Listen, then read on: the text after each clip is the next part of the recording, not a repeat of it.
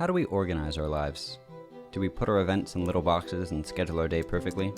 Do we allow time to meet with friends, to study without distractions, or to spend time truly alone? I found that the digitization of these systems, in accordance with digital minimalism, was ruining my life completely. So I decided to throw out my computer and make a giant calendar with everything in my life. It's thoroughly inconvenient, a huge waste of resources, and a massive waste of time. It's absolutely perfect.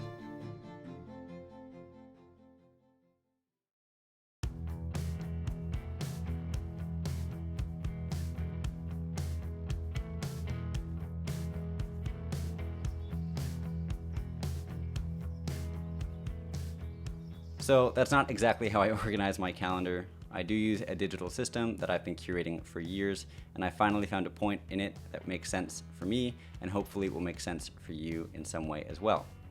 Digital minimalism is all about creating a digital space in your life without allowing it to take over your life. So this is my ultimate calendar organizational framework, if you will. It works for students, business people, or anybody at all. And yes, I know that we are in a time in which we might not have as many events to plan as usual, but in that way, it's the perfect time to figure out our system and really fine-tune it. These are the calendars that I have set up. Appointments is for anything that I have to leave the house for or meet with another person.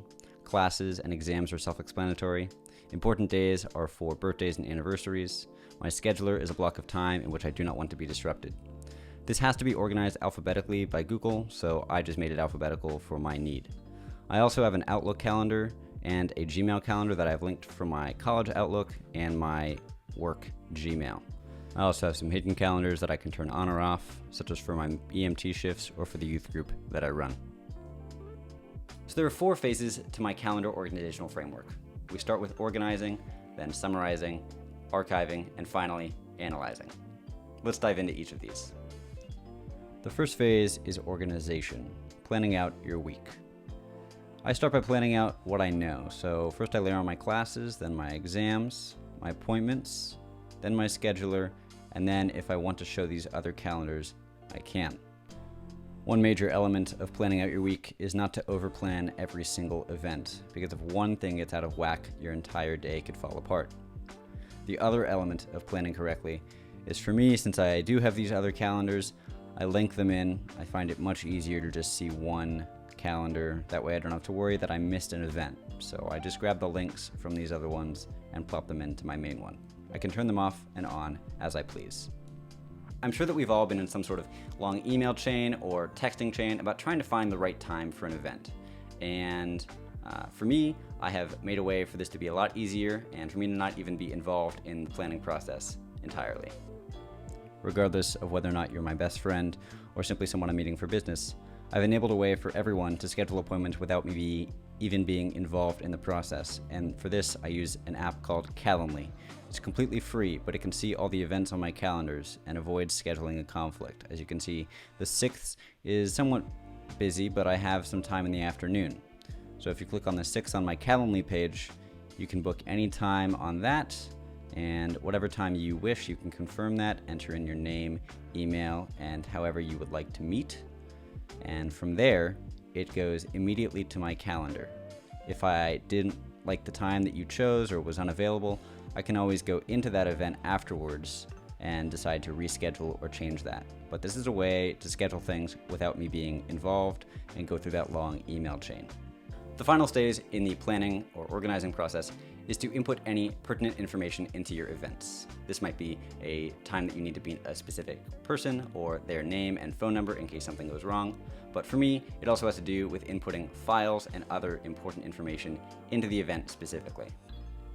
The simplest way I do this is actually within my exams calendar, where I can link any Google document to an exam. I usually link a study guide to this, and that way I don't have to go hunting for it when I'm ready to study.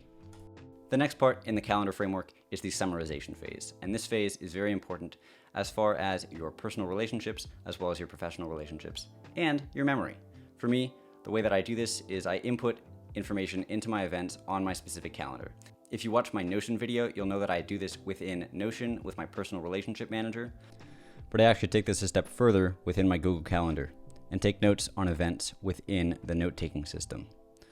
I don't do this for every single event, but I find it's very useful when looking back on what I did with a friend or something that I did in the class. So for instance, I can take notes on what we discussed that day in class, and if I wanted to come back to, say, a piece of paper or a note that I took that day and couldn't find it, I could always search one of these terms and get it back. I could also always look back on events with friends. So for instance, I had a Zoom call with a friend a few weeks ago, and we discussed some things there that's nice to know about. You can also search for terms, for instance, packaging, to get anything that you took down or even an event name. So for this, my friend wanted to go to school regarding packaging, but on this one, this was scheduled by an automatic system, and a YouTuber named Simply by Christine was giving a presentation on zero waste. With the use of this PRM and calendar system, you can actually improve your relationships by saying, hey, we talked about this, that's really awesome. I wonder if I can bring this up in another conversation. Overall, it makes you really care more deeply about what your friends are discussing and makes you a lot more present in the moment and for a long while after. The next phase is the archiving phase. And archiving is very important as far as making sure that you can find what events you had in the past. So this encompasses organization and summarization by inputting those things correctly, but also after that, if you need to, making sure that in the archival phase, you rename an event or you add some sort of data into it so that you can find it later. Last year, my friend David and I went to a movie premiere at the Box headquarters in Redwood City. We got some photos taken and I wanted to grab those, but I can't remember exactly what date it was. So instead of scrolling through Google Photos trying to find that exact photo, all I have to do is go to my Google Calendar, search the name of that event, and because I'm good at naming my events and keeping those consistent, I can just simply find the date. I know that it's February 22nd, and I can go back to Google Photos, search that date, and find the photo that I was looking for. You can also look back on times in your life that you thought were a lot more difficult and say, hey, you know what, I succeeded through those, and I'm proud of myself. And by doing this, you can also give yourself a little mental boost and a little boost of happiness and show that you can, in fact, achieve a lot of your goals. The final phase, and one of the most important phases, is the analysis phase. And this is one of my favorite phases. By looking at what you're doing in your calendar, you can plan it out more effectively and see if you're working efficiently and productively. See, my usual day was scheduled for me to wake up at about 8 a.m., get breakfast, and then start at about 9 a.m. on homework. By 10:30, I was doing something like responding to emails or getting some other work done. At 12:30, I did my one exercise for the month and then ate lunch. And by 2 p.m., I was mostly out of it at that point and just taking breaks.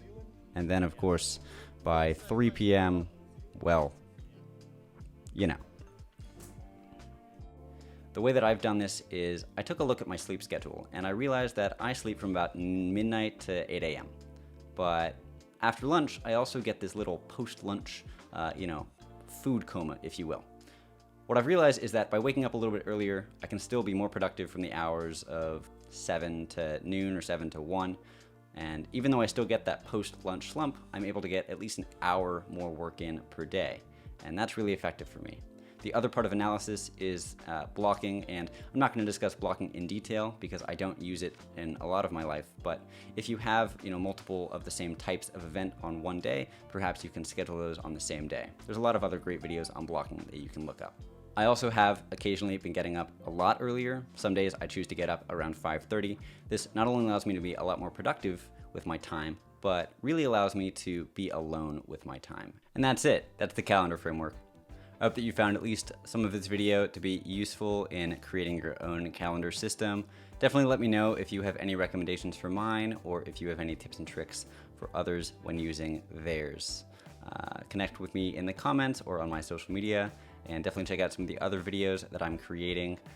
I did one on reducing your phone use about 2 weeks ago, on digital minimalism 1, and many more coming in this digital minimalism series. So I'm really looking forward to that. Thanks so much again, and I hope you have a great week.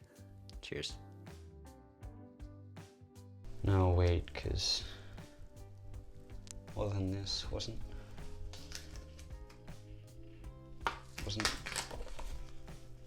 wait, no, this was on Sunday.